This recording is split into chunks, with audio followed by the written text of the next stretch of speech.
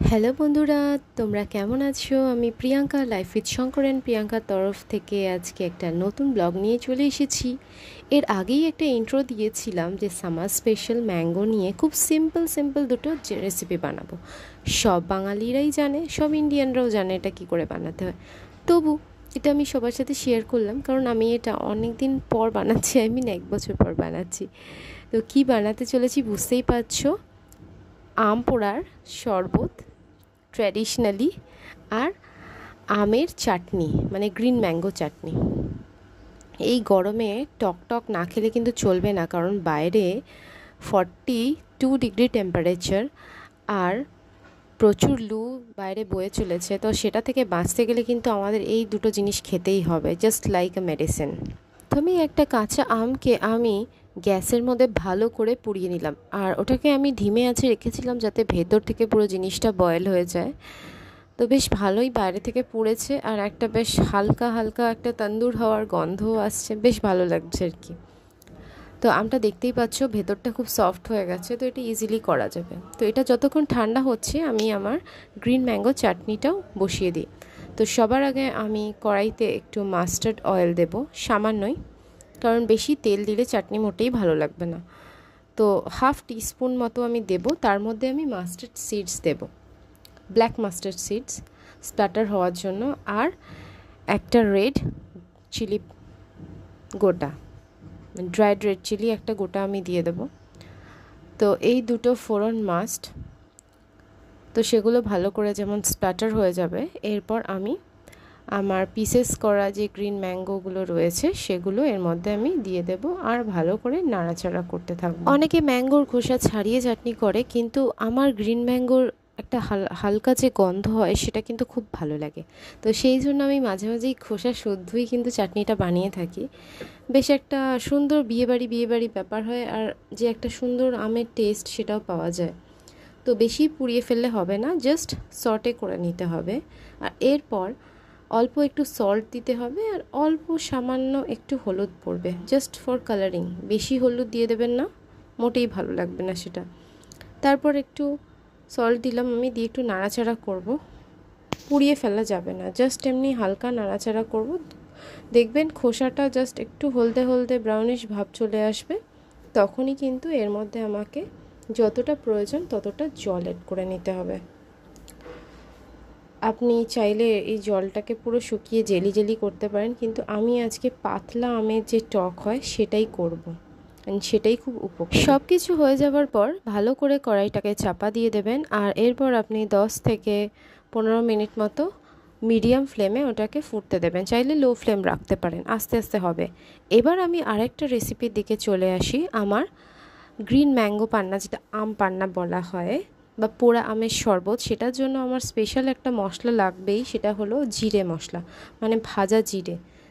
যেটা ছাড়া আপনি করতে পারেন, কিন্তু ভাজা জিরের সেন্টটাই আলাদা, যেটা আরও বেশি ফ্লেভারফুল লাগে।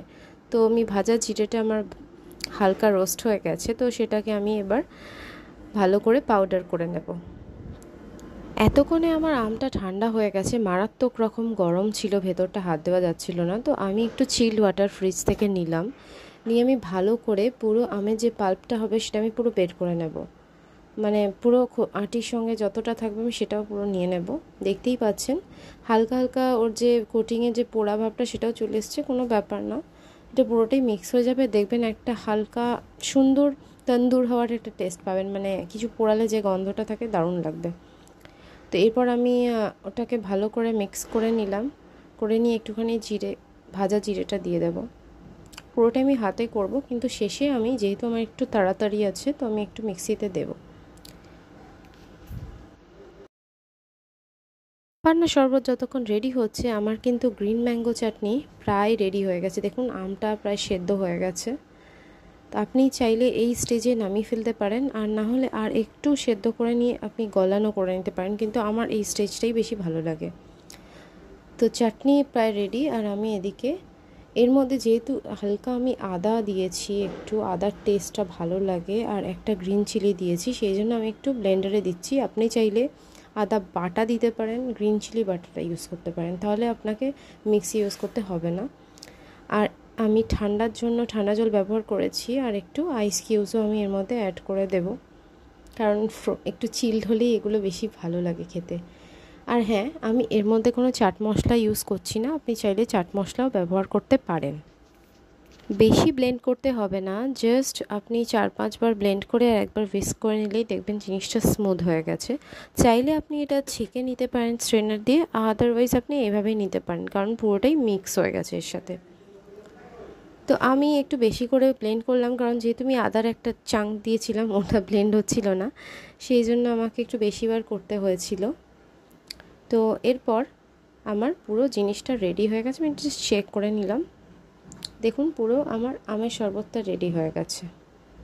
অ্যান্ড এর মধ্যে আর্টিফিশিয়াল কোনো জিনিস আমি অ্যাড করিনি, জাস্ট একটু চিনিটা দেখে নিতে হবে। কেউ যদি একটু টক খেতে চান তো কম চিনি দেবেন, আর কেউ একটু মিষ্টি মিষ্টি খেতে চাইলে মিষ্টি দেবেন। তো আমার আম পোড়ার শরবত একদম রেডি। তো আমি এটা জাস্ট গ্লাসে সার্ভ করব। আমি এই আমের শরবতটা প্রায় আরও আধ ঘন্টা ফ্রিজে রেখে দিয়েছিলাম। রেখে দেওয়ার পর এটা আমি খেয়েছিলাম, তো আমার সারা শরীর জুড়িয়ে গেছিলো। আর এই গরমে এটার থেকে ভালো আর কিচ্ছু হবে না। যারা বাইরে থেকে কাজ করে আসেন তাদের জন্য এই আম পোড়ার শরবতটা মাস্ট। তো আম পোড়ার শরবত আমার রেডি হয়ে গেছে। তো এরপর আমার আরেকটা রেসিপি হলো চাটনি। চাটনিও কিন্তু আমার প্রায় তৈরি। তো সেই চাটনিকেও আমি এবার পুরোপুরি ঢেকে ফেললাম। ঢেকে ফেলে আমি এবার গ্যাসটা বন্ধ করে দেব। তো এই রেসিপি দুটো আপনাদের সবারই জানা রেসিপি, তো আমি খুব ইজি ওয়েতে সবার জন্য শেয়ার করলাম। কেমন লাগলো জানাবেন, আর সাবস্ক্রাইব করবেন আমার চ্যানেলকে। এক্সিস্টিং আছেন তারা প্রচুর লাইক দিন, আর যারা নতুন আছেন তারা প্লিজ চ্যানেলটা দেখুন আর সাবস্ক্রাইব করে দিন।